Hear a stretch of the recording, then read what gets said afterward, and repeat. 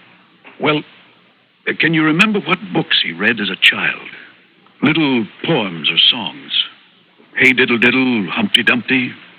Often these things come back first. Charlie was born in France. Our parents both died there when Charlie was 10. By that time, I was in okay shape financially, and they sent him back to me. But he only spoke French. I remember he used to sing that Frere Jacques thing. Yes, singing often helps. The rhythm carries them along. I hardly know any French. Well, now, you do your best. This may all clear up sooner than you think. Huh? The man on the other side of the screen has the same trouble. He seems to be coming along. Well, thank you, Doctor. Anything else you want to know, ask for me at the desk. Thanks.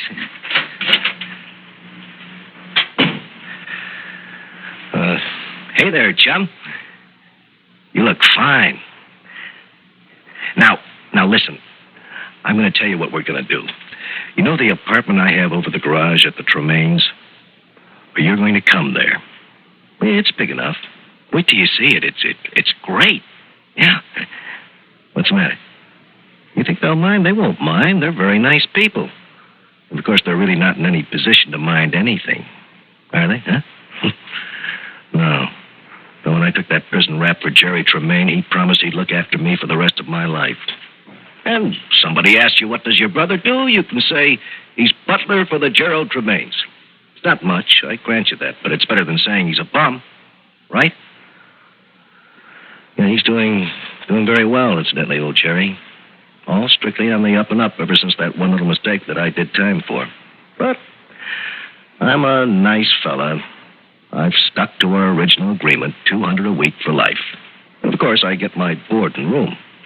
So most of it I've got put away for you. And if you ever need a little extra, well, truth is, Mrs. Tremaine is what you might say crazy about me. I could always put the bite on her for a little extra if you needed it. Listen, I brought you some champagne. Want me to open it now, huh? Oh, okay, later. With your buddy here, huh? Doctor says you both got this cerebral thing. Okay if I introduce myself? My name's McGee. Yeah, I'm Charlie's brother, John. I brought some champagne. You and Charlie can have it together, okay? You both look great, you know. Just great. Well, good luck. Enjoy the champagne. Hey, looks like a nice fella.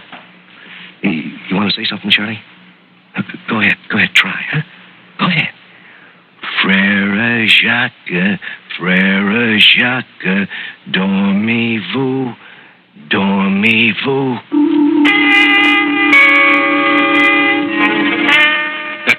I had to laugh. Big brother John standing there trying to sing in French. Well, all right, so he didn't know French. But he had brains. He does a little stretch in prison for a guy, then when he gets out, he moves in with the guy, gets $200 a week, and takes over the wife besides. Well, anyway, a few days later, I had a spontaneous recovery. Blood clot was absorbed, speech came back, paralysis is gone. I'm out of the army. I'm walking around. But you see, I'd never met these Tremaines, and I'm very curious to find out what they're like. So, Mrs. Tremaine comes to the door. Not a bad-looking woman for her age. She lets me in and introduces me to her husband. This is my husband, Mr. Tremaine. Gerald, this is John's brother, Charlie. Charlie? Good Lord. Sit down, Charlie. Well, I should have called John, I guess, but I wanted to surprise him. Gerald, you tell him. I just can't. Charlie, we were just going to call you at the hospital. Huh? Yeah, the truth is, well, your brother has been shot, Charlie, killed. John? John was shot? It just happened about an hour ago. What? Who'd want to do a thing like that? We don't know who did it. The police don't know. Gerald, you ought to let them know that Charlie's here. All right, I will. I'll be right with you. He was such a wonderful brother to me. I know. He talked a lot about you. I mean, he did everything for me. You were planning to stay here with him, weren't you? He said so. Yeah, till I get a job or something. Now I don't know what to do. Well, why don't you just stay on here anyway for the time being? Oh, I don't know if I could. John's apartment's over the garage, you know. Why don't you just move in? Well, Gee, Mrs. Tremaine, I'd kind of like that. I'd like to poke around there, sort of, and see if I can't figure out who could have wanted to kill my brother John. It was so simple. It was ridiculous. I could move right in, and I did. They were nice, really. She was what you'd call faded, I guess, but not too faded. I could see how John could have gone for her a little bit. Next morning, I asked if I could help her with breakfast. You know, John told me a lot about you, Mrs. Tremaine. He did? Yeah. He liked you a lot. Well, that's very nice to hear. I can see why. You're very attractive. Well, now... I mean, John certainly thought you were. And so do I. That's a nice compliment from a young man. Well, you're not much older than I am.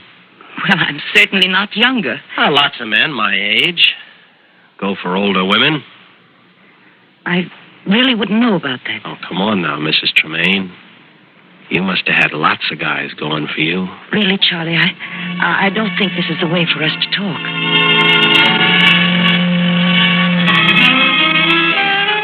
I knew I had her. When they say they shouldn't talk this way, they're starting to weaken.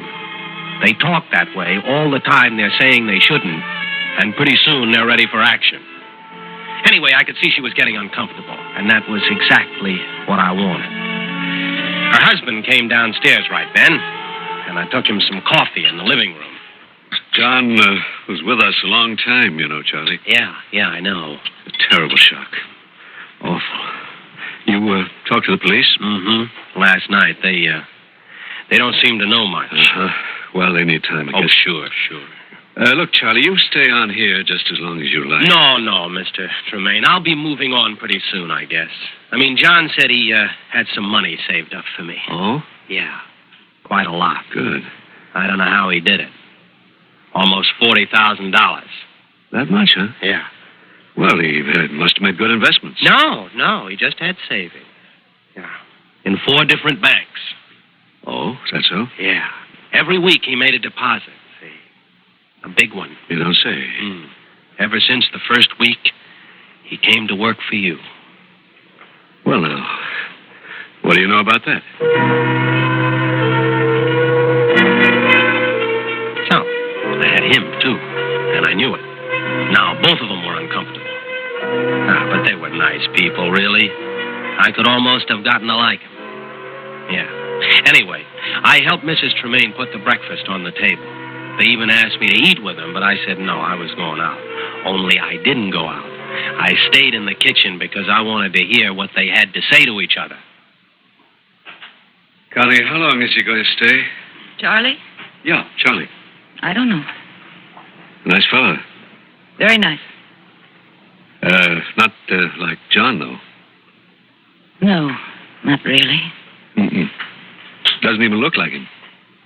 He's a lot younger, of course. Yes. I'll miss John. We'll get somebody else. Not like John, though. No, not like John. I was sorry I wasn't like John. I really was. I'd have liked to stay on with these people for a while. I was even a pretty good butler, if you can imagine that. I helped Mrs. Tremaine get lunch. I'm terribly awkward in the kitchen, I'm afraid. Oh, well, let me do that. John always did everything. Uh-huh. He was a good man. Yes, he was. Yeah, you know, I'm sorry I didn't get to see more of him. Well, we used to ask him to have you here for a visit, but he never would. I know. I wonder why he wouldn't. I wonder if it was a woman. Oh, no, it wasn't a woman. I'd have known if the... Oh? You would? Well, I mean, if that was why he wouldn't have you here, I'd... I'd have known if he was seeing some woman here. No, I meant if it was some woman who killed him.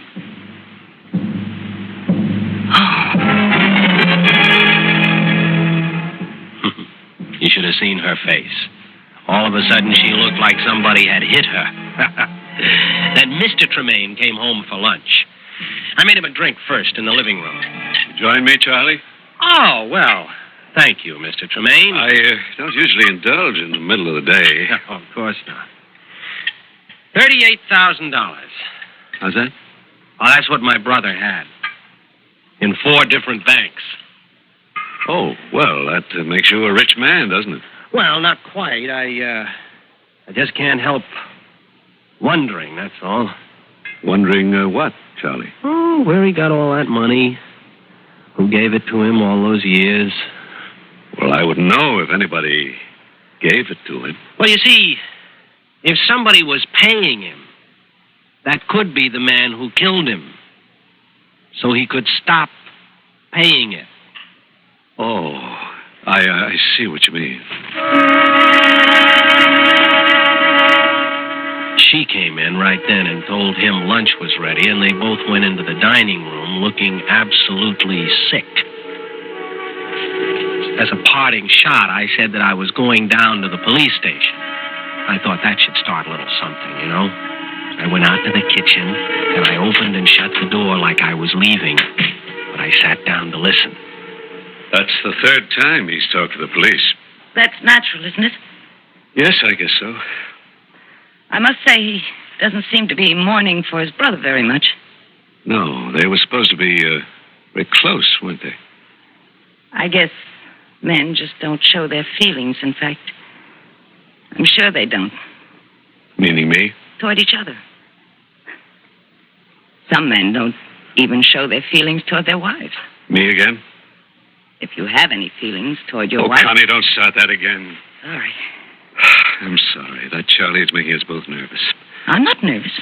Are you nervous? No, not nervous, exactly. Yes, you are. Look, why don't we get rid of him? Get rid of whom? Charlie.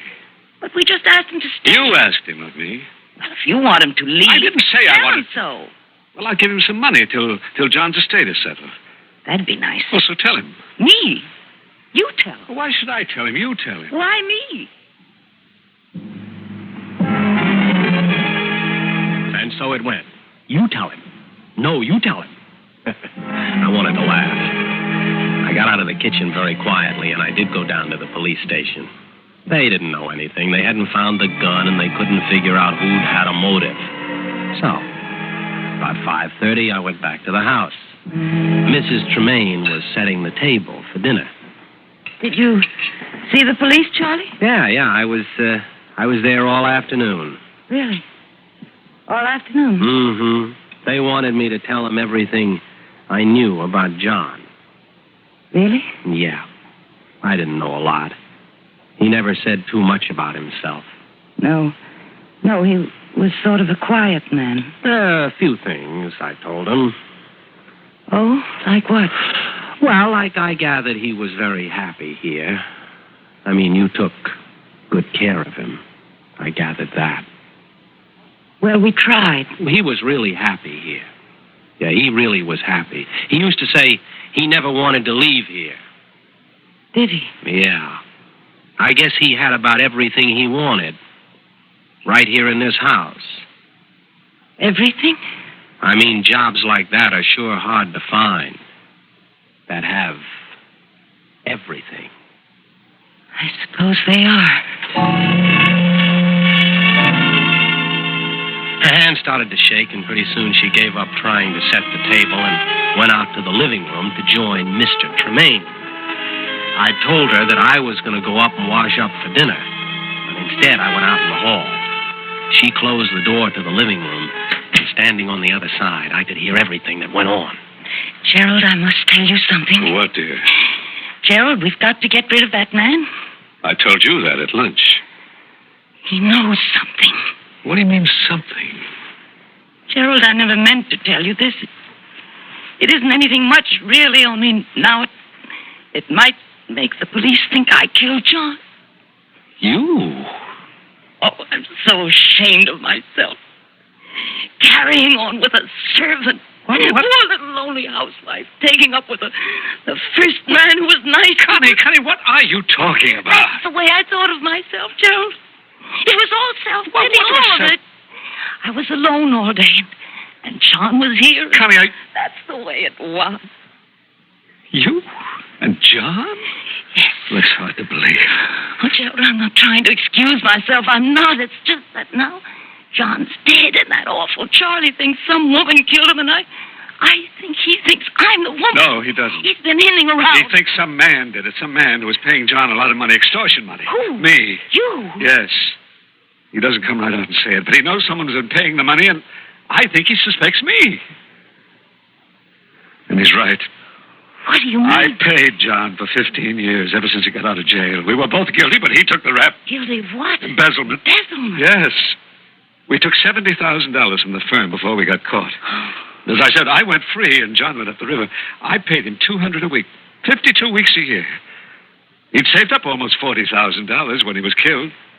But you didn't kill him. Is that a question? I know you didn't do it. You know I didn't. Of course. Do you think I did? No, of course not. You don't think maybe he got tired of me, or I got jealous or hysterical or something and shot him? No, of course I don't. I did get jealous sometimes and hysterical. But you didn't kill him. No, I didn't. Neither did I. I know. Well, that wasn't the way I thought it would go, frankly. In the first place, I never thought they'd spill everything to each other, and in the second place, I thought if they did spill everything, they'd each jump at the chance to pin it on the other. They must have loved each other or something. Oh, something like that. Anyway, I decided to walk in and settle the whole thing right then and there. Mr. Tremaine. Yes, Charlie. Mr. Tremaine, the fact is, I need $50,000 from you right now. What is this, Charlie? Well, it's extortion money, Mr. Tremaine. You know what that is. It's just a word, like embezzlement. Oh, I see. Gerald, he knows. He actually... That's right. I actually know, Mrs. Tremaine. I didn't know exactly before that it was embezzlement, you see. But Brother John told me he'd done time for your husband, and that was why he had this cushy job. I didn't know why he bothered to work at all. I know I wouldn't have. No, I guess you wouldn't have. Well, now, wait a minute. Well, I take that back. I know a reason why he worked here. Don't you, Mrs. Tremaine? Yeah. You were fooling around a little, weren't you? Huh? With Brother John? Now, look, my wife and I have no secret, so this is not a shock to either one of us. But have you told the police? It might be a shock to them. Have you? Well, now, of course you haven't. My wife didn't kill your brother, neither did I. Maybe yes, maybe no. How do we know you didn't kill him?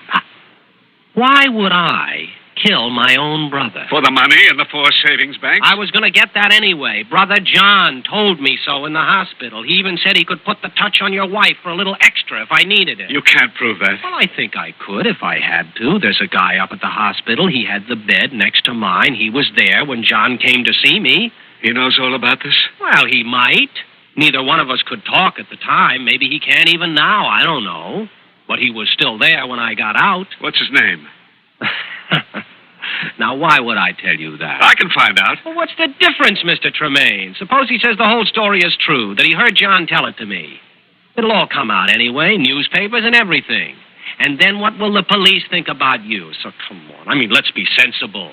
You raise the $50,000, and I'll clear out. How am I supposed to raise $50,000? Well, out of your house, your car. You must have insurance. You two stay there. I'll answer that phone. What do you think, Constance? Don't give it to him. Well, it's just money. Don't give it to him. You sure? It's wrong. What I did was wrong. Let's not keep on doing what's wrong. Well, it's a wrong number or something. It sounded like a singing telegram. Singing telegram? I couldn't make it out. Well, how about it? Charlie, we don't think we can give you $50,000. We don't think we can afford it. Can you afford being smeared all over the newspapers? We can't afford to go on living this way, lying to each other. One of you may not go on living at all. Let me answer it this time. Leave the phone off the hook. Charlie, neither one of us killed John. Tell that to the police. I'm going to. I've talked to my wife, and she agrees. Gerald, come here. You too, Charlie. Now, look, I don't think you've thought this over. Oh, yes, we have. We don't want to think about it anymore. Gerald, listen. Huh? What is it? Listen. I'll hold the phone up. Listen, Charlie. Frère Jacques, dormez-vous, dormez-vous. Frère Jacques, dormez-vous, dormez-vous. Well, that's the story. It was the real Charlie on the phone, the guy in the other bed. See, he hadn't had a spontaneous recovery like mine. But he'd gotten back enough to get to a phone in the hospital, dial the number, and then sing this French song into the phone. Brother John, are you sleeping, are you sleeping? That's what it says. It's just my lousy luck I never learned French, or I'd have known it was the real Charlie the first time he called. Oh, I guess you want the gun I killed John with, huh? Oh, here. Yeah, I've had it in my pocket the whole time. Oh, and thanks for offering me a lawyer. But frankly, I don't think any lawyer in the world could get me off. Do you? Well, do you? Suspense. You have been listening to Brother John, starring William Redfield, and written especially for Suspense by Elspeth Eric. Suspense is produced and directed by Bruno Zerato Jr., music supervision by Ethel Huber, sound patterns by Joseph Cabibbo. Heard in tonight's story were Connie Lemke as Constance Tremaine, Paul McGrath as Gerald Tremaine, Sam Gray as John, Bill Smith as the Doctor, and Guy Repp as the voice of Charlie. Listen again next week when we return with The Curse of Temeshek, written by Jonathan Bundy, another tale well calculated to keep you in suspense. This is the CBS Radio Network.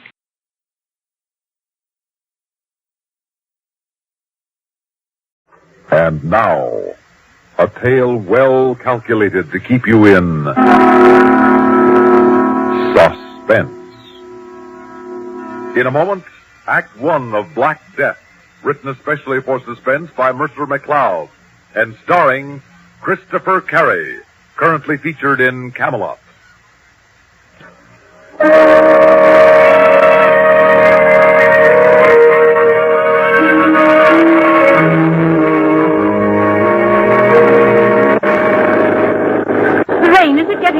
Well, it's not getting any. I can't understand why the lights should be so dim. Oh, dear. What? That might be my fault. Why do you say that? When I took the car for petrol last Thursday, remember? You said be sure and have the battery checked? Oh, say no more. Yes, I'm afraid I forgot. Then that's it. If I stall, I don't think we'll get started again. I'm sorry, darling. Oh, what was that? I don't know. I hit something. I can hardly tell whether we're on the road or not. Don't you think we should... Are we stalled? We are. Well, here goes.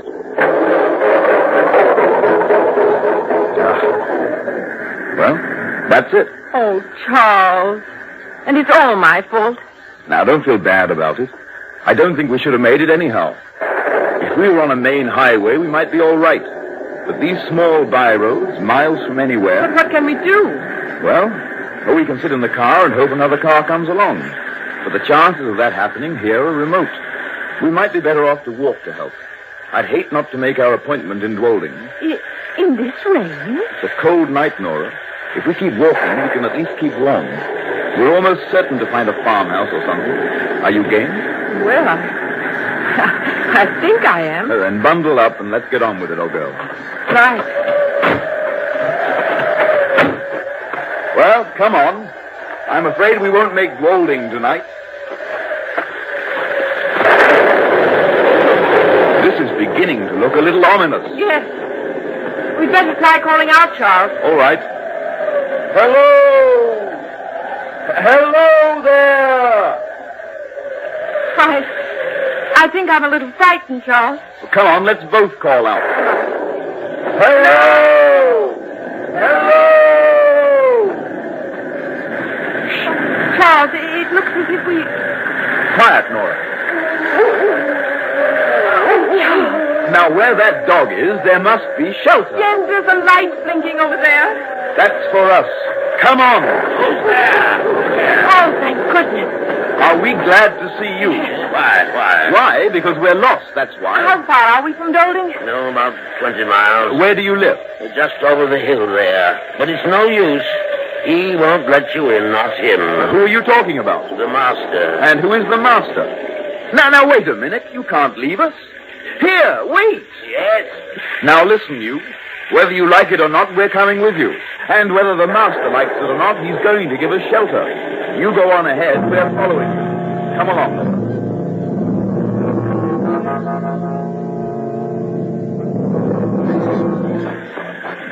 Oh, look, Charles.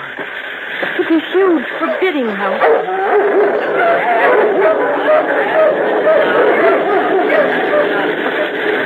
Here we are. What little good it'll do you. Here, take this for your trouble. Yes. Hold this light when I find the key. All right. We'll be inside soon, Nora. And don't say that I let you in. Now, go straight to that second door past the staircase. Thanks.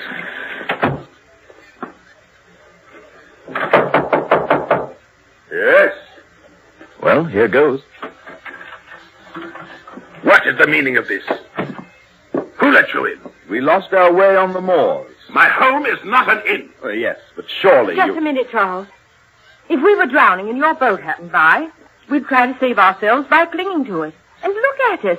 We're practically drowned. That's scarcely my concern. And furthermore, my husband is a doctor. And he was scheduled to lecture in... Oh, a doctor, eh? Well, a scientific man, huh? Well, yes. You'll need dry things. There's food on the buffet here, and I'll get hot coffee. Do sit down.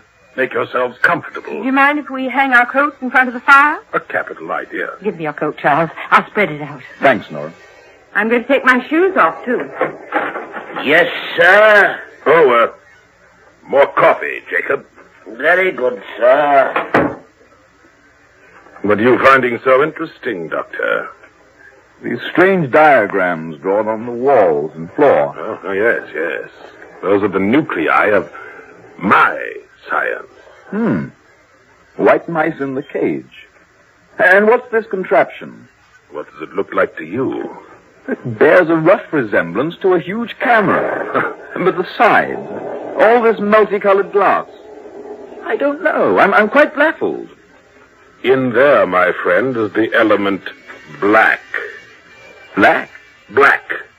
One of the greatest destructive forces in the universe. But how about you two eating something, eh? Just help yourselves.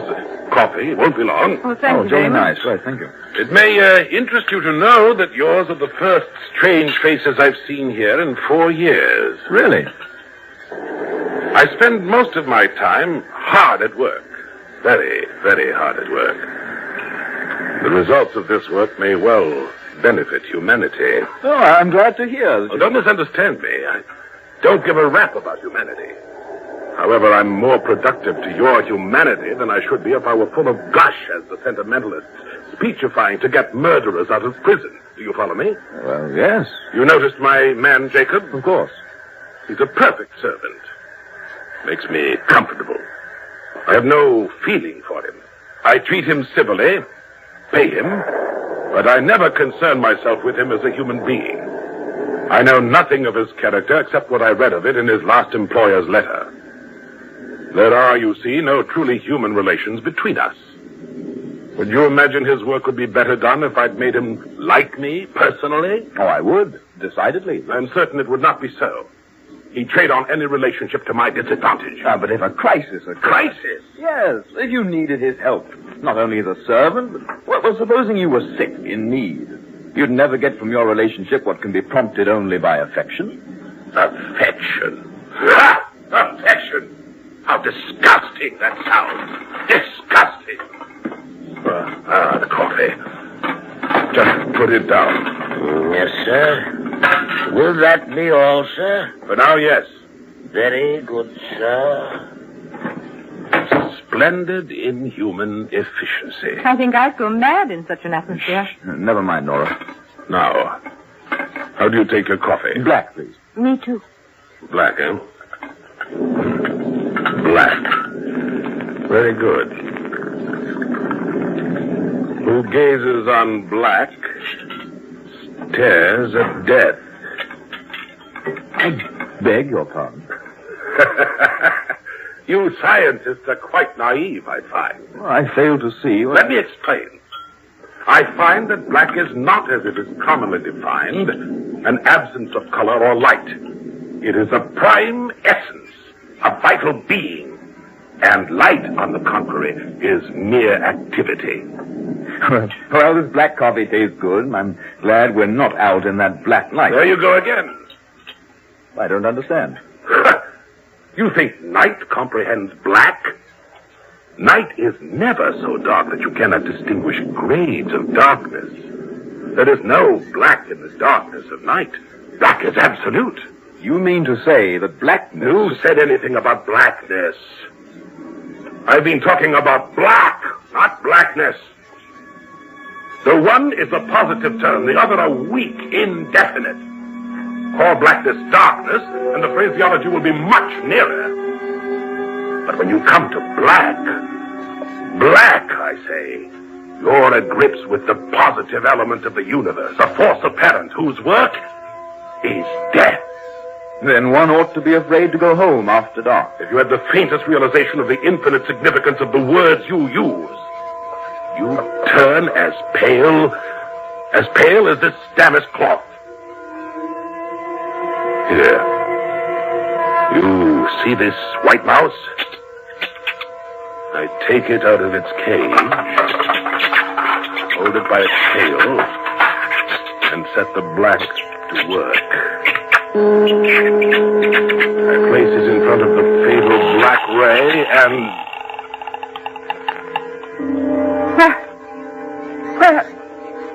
Where did it go? It vanished. Exactly, it vanished. And you, Doctor, what do you have to say? I believe I saw something like that years ago at the Palace Theater in New York. You stupid man of science! I'll show you. Jacob! Palace Theater in New York. Yes, sir. Jacob, bring in Damon immediately. The dog, sir? That's what I said. The old hound dog, Damon. That is the old one, isn't it? Yes, Then sir. quickly, bring it here. Yes, sir. Right away. Doctor, you look at me with the eye of a diagnostician. You would condemn me as a hysteric or a madman, wouldn't you, Doctor? How would you put it? Suffering from delusion. That would be your diagnosis, wouldn't it? Why, Exactly. And having placed a tag on me, you'd wash your hands of the whole business. Oh, I know you men of science. Jacob. Bring that hound over here. Master, you're not... Leave us, Jacob. But, sir, not David. I said leave us. Yes, sir.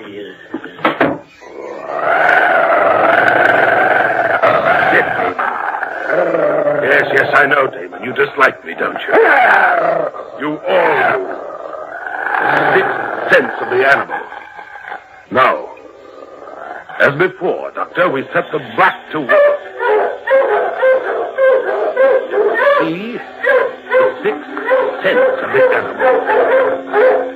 Jacob, keep those hounds quiet! Let's get out of here, Charles. No, as soon as we can. That's better. Now we can proceed. You see? The larger the subject, the more power we need. Subject? Yes. Humans will require even more power. Humans? Why, yes. That will be my most noble achievement. Now, Damon, sit.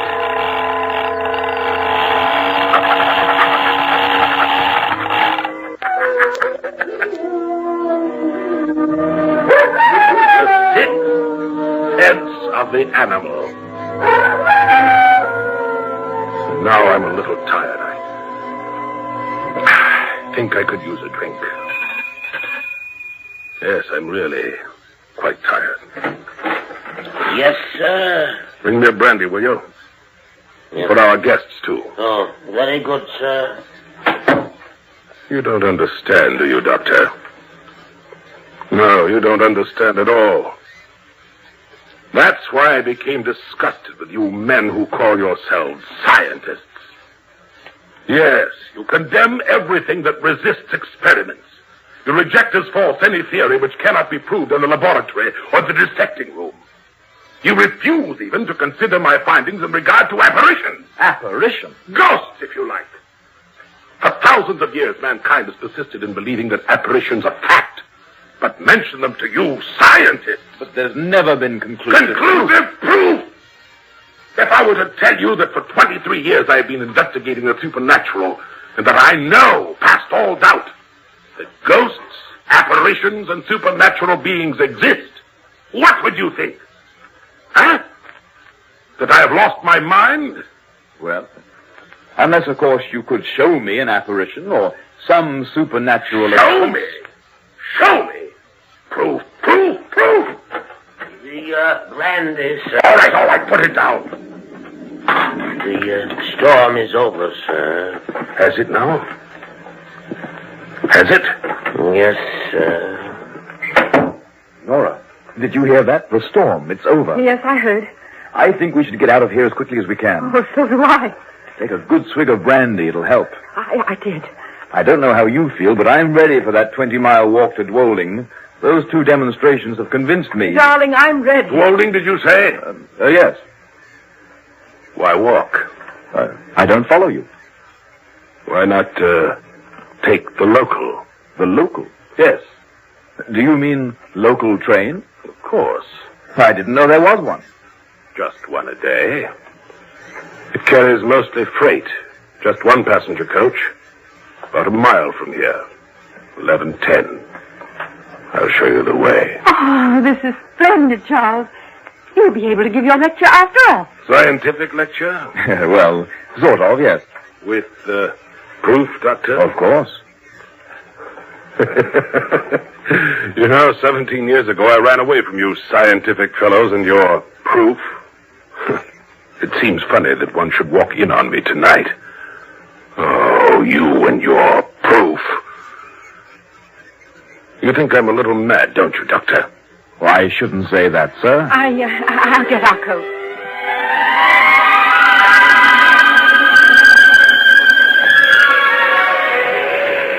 Here's where you catch it, down by the stone fence.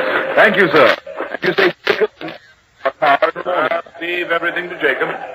Good night. Thank you for your trouble. Thank you, sir.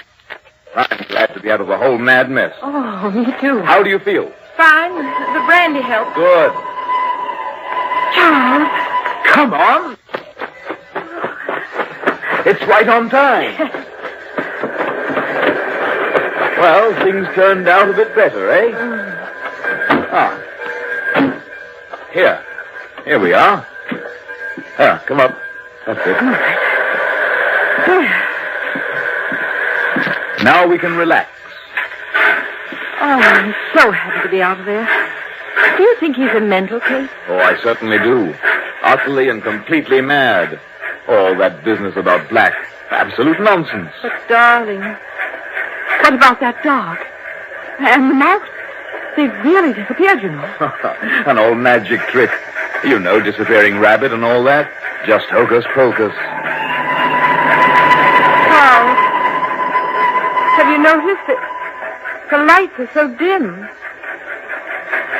Nora, what are you staring at? Everybody seems to be asleep in this coach. Look at them. Yes, they do seem to. Nora, what is it? Oh, Charles. They're not asleep. They're all dead. Charles! They're dead. Oh, Charles, in heaven's name, what's happening? Wait, Nora. Easy now. Oh, Charles. This branch line. What? Remember? Years ago, an accident. The train jumped the bridge into the valley.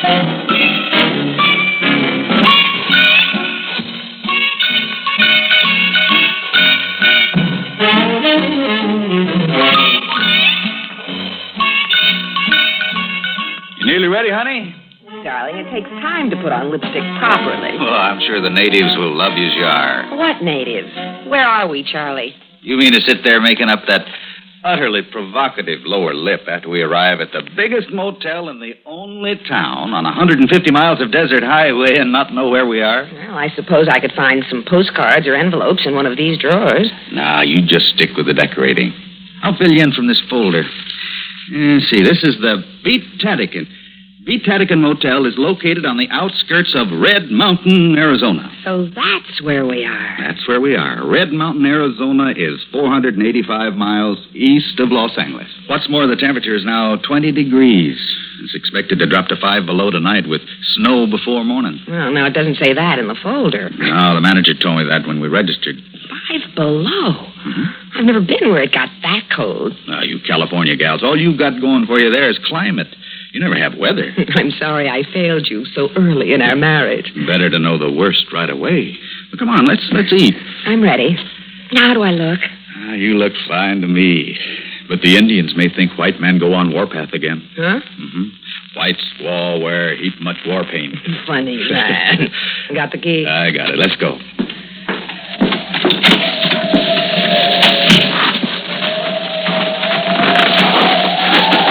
Ooh, it's cold. 20 degrees and dropping. Hey, be careful. There's ice there. Oh. Here, hang on to me. What's that? It's a train, that's what it is. Look, over there, across the road. A train? Out here in the middle of nowhere? Sure, it's main line from L.A. to Chicago. Runs alongside the highway out here for hundreds of miles. Look at them eating dinner in that dining car. I'll bet they're nice and warm.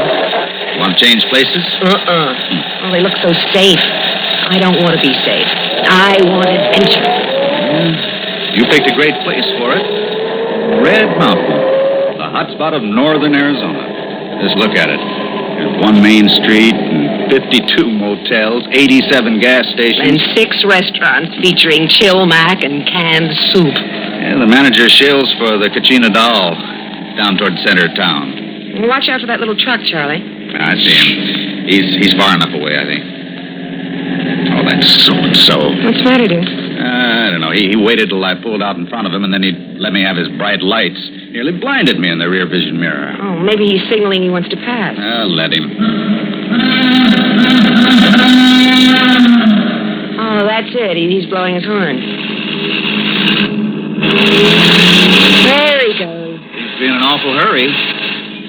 Oh, look out, he's putting on his brakes. I nearly piled into him. He's drunk, that's what. Or crazy. Well, now he's slowed down to 20. Well, I'll have to pass him. He won't let you. This. I speed up, he speeds up. Let him go then, Charlie. It's a good thing nobody was coming toward us. Well, watch out, he's slowing down again. 15. Do you suppose he's doing that on purpose? Oh, I don't know. Hey, come on, get going. I'm going to have to try it again.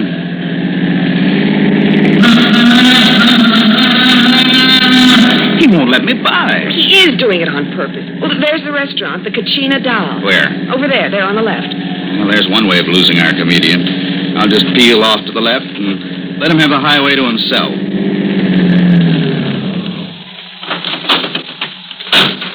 He doesn't seem to want the highway, Charlie. Look up the road. He's turning into that gas station. He's coming back. I'll let him. Come on, let's eat. Charlie, you better lock the car. Why? Him. There's nothing for anybody to take. I'd feel better if you locked it. Oh, all right. Look, he's cruising by, looking us over like he was a cop and we did something. Yeah, maybe he is. It occurred to me when he first swung in front of us. Well, he isn't in uniform. Well, there, the car's all locked. Let's go. Charlie, down the road, he's turning around again. What's the matter with him? Well, whatever it is, it's his problem. Let's eat.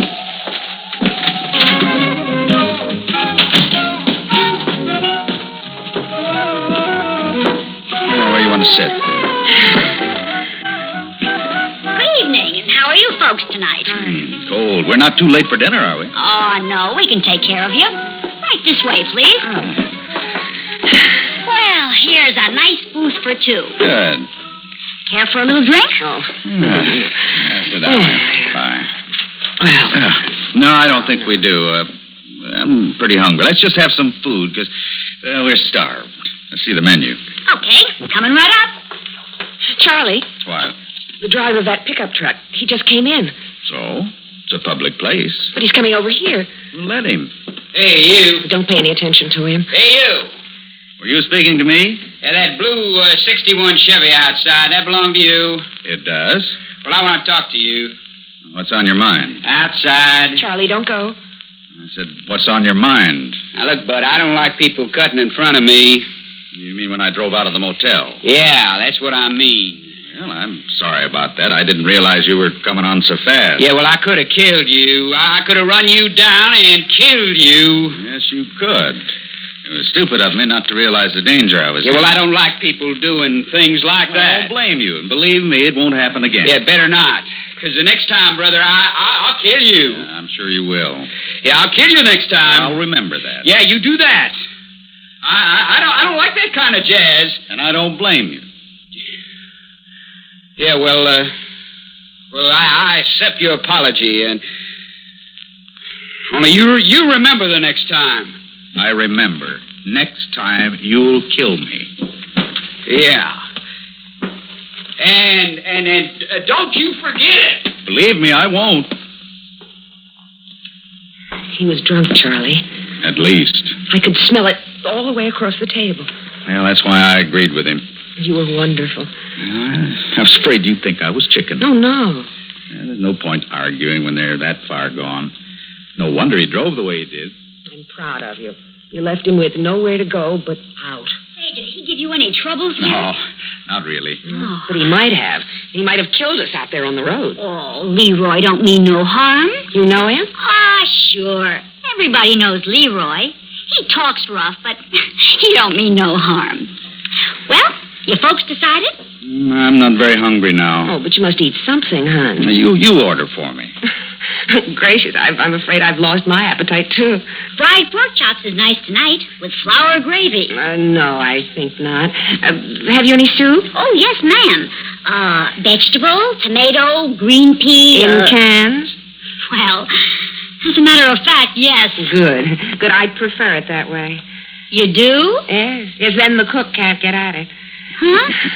We'll have vegetable soup. Well, okay. 2 vegetable soup. And what else? That's all. Yes, ma'am. And listen, don't let Leroy upset you. He's just a big kid, that's all. Oh, who put that on? Another folk song. Charlie. Are you sure you locked the car? I'm sure. Maybe you better go look. Why? I don't know. Maybe he's done something. Oh, broken a window, split a tire. I don't know. Well, I was thinking the same thing. Okay, I'll go look. But be careful.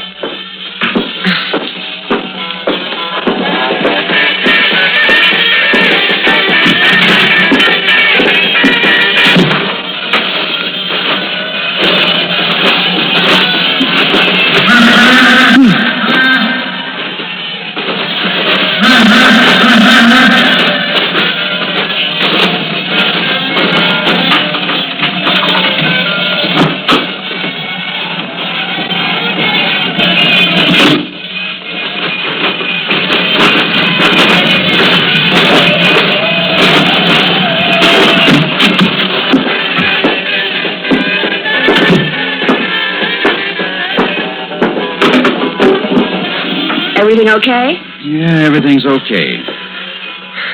I've been thinking, hon. I think we ought to report him to the police. Maybe. We could have been killed, you know. If anybody had been coming the other way, when he wouldn't let us past him, we'd have been killed. I know. If he tried the same thing on somebody else and they were hurt, or worse, I'd never forgive myself. Well, here we are, folks. 2 vegetable soup? There. Say, are you sure you don't want to try the fried pork chops? Quite sure, thank you. Yes. Can you call the police for me? The police? What for? I ask you now, can you call them for me? Now, look, if it's on account of Leroy, well, I wouldn't do that if I was you. Oh, you're not me, are you? No. Well, I'll call him if you say so, but You know, I'm kind of glad I'm not you. What kind of a crack is that? Leroy. Huh. You don't bother me.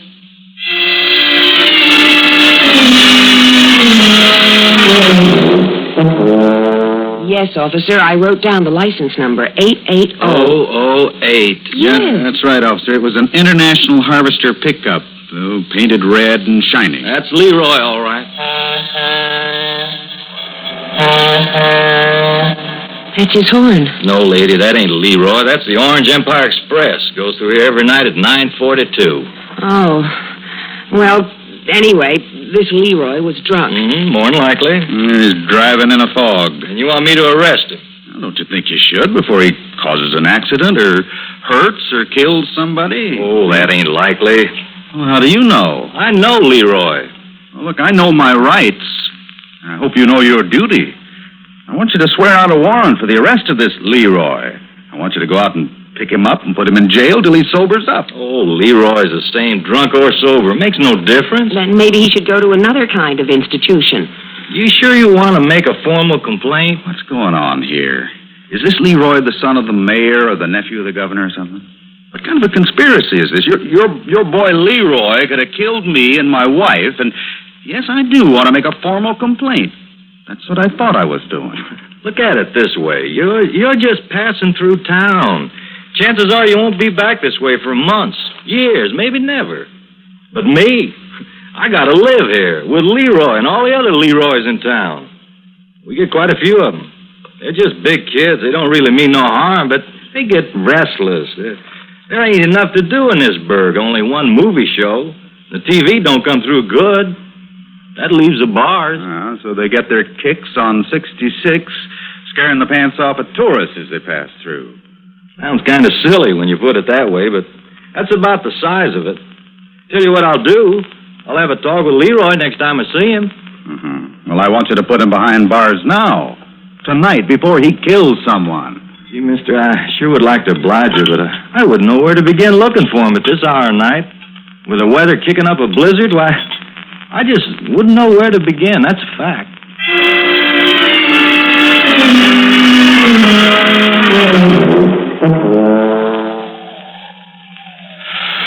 I don't mean to invade your privacy, hon, but haven't you already filed the nails on that hand? Huh? Oh, yes. Charlie, I'm so nervous I don't know what I'm doing. And I keep hearing noises outside. Your imagination's playing tricks. I suppose so. But just a minute ago, I thought I heard them again. Oh, Charlie, I know it's silly. But would you please check the car again for me? Oh, come on, Flo. Please. And then I promise I'll get ready for bed. All right. Flo. What is it? Somebody let the air out of the back tire. Leroy.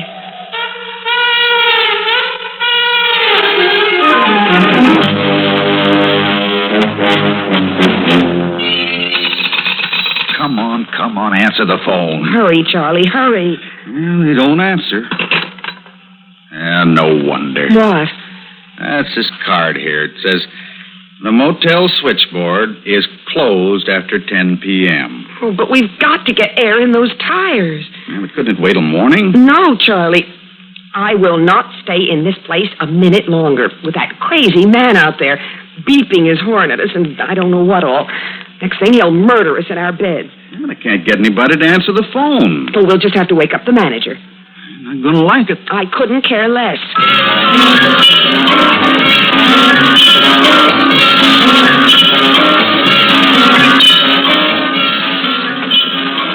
There's nothing I can do for you, Mac. I'm all alone here. But can't you come out and... Call up in the morning. Somebody will take care of you then. Same thing? Same thing. I could have told you. Nobody's coming out in this weather to fix a tire. How do you get the police?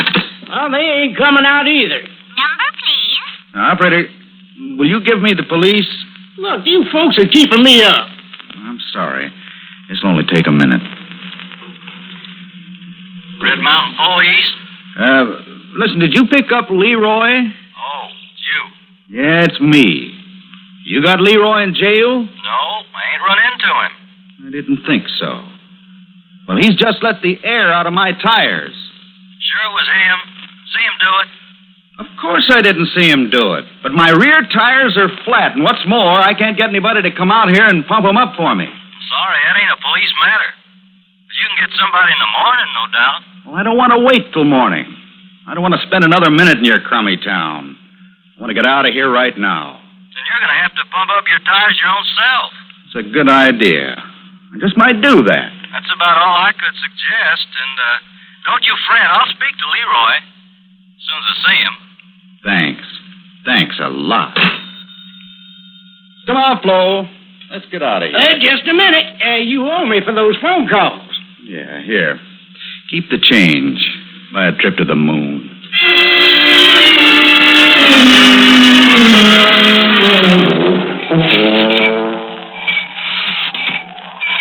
How's it going, honey? The last one's nearly up.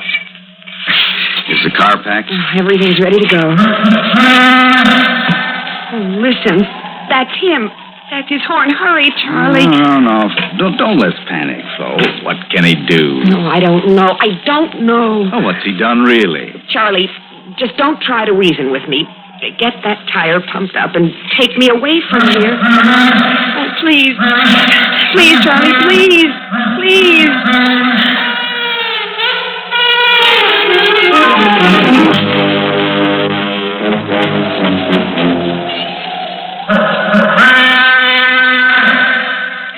What's the idea of parking out in front of the police station, blowing that horn?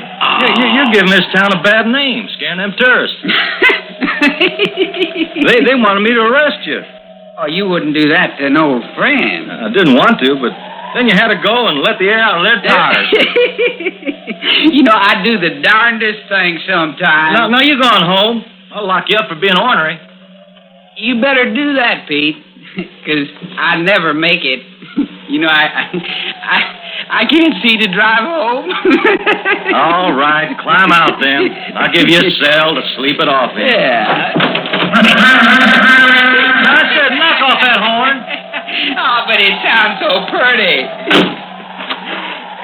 Pete, you know, you're a real pal. Just a real pal. Putting up a pal for the night. In the jailhouse.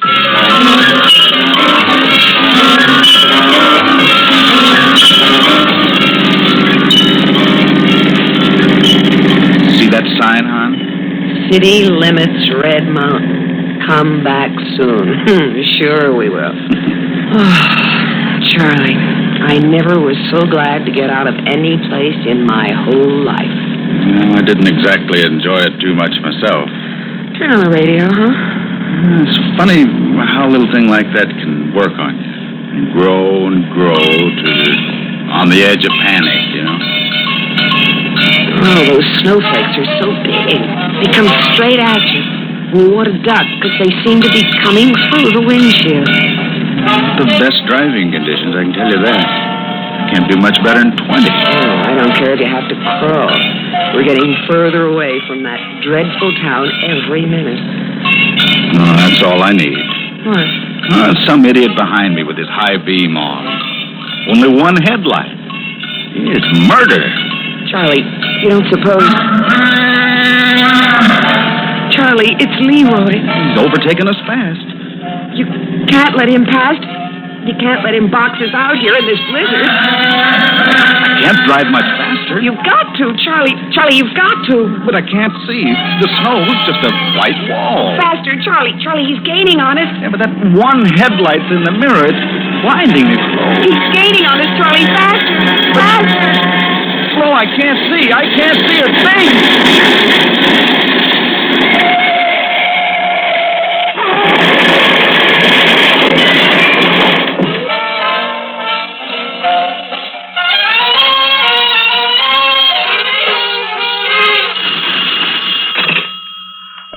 Vatican Motel. This is Pete over at the police station. You woke me up. I'm sorry, Sam. That tourist that was beefing about Leroy, he still there? No, I wouldn't know. I was trying to get some sleep. Yeah, well, if you see him, tell him I picked up Leroy. Tell him Leroy's sleeping it off. in the jail.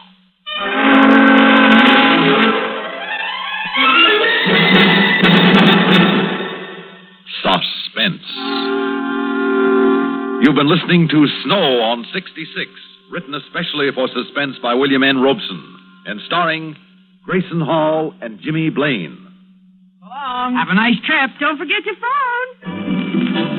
Planning your vacation or a weekend trip?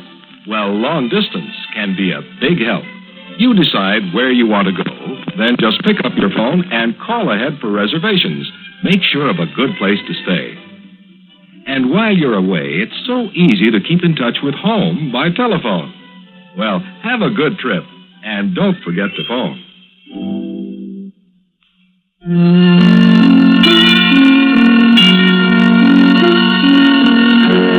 Suspense is produced and directed by Fred Hendrickson. Music supervision by Ethel Huber. Heard in tonight's story were Gwen Davis, James Dimitri, Bill Mason, and Sam Raskin. Sound patterns by Walter Otto. This is Stuart Metz speaking. Listen again next week when we return with The Next Murder, written by Joseph Corcoran. Another tale well calculated to keep you in suspense.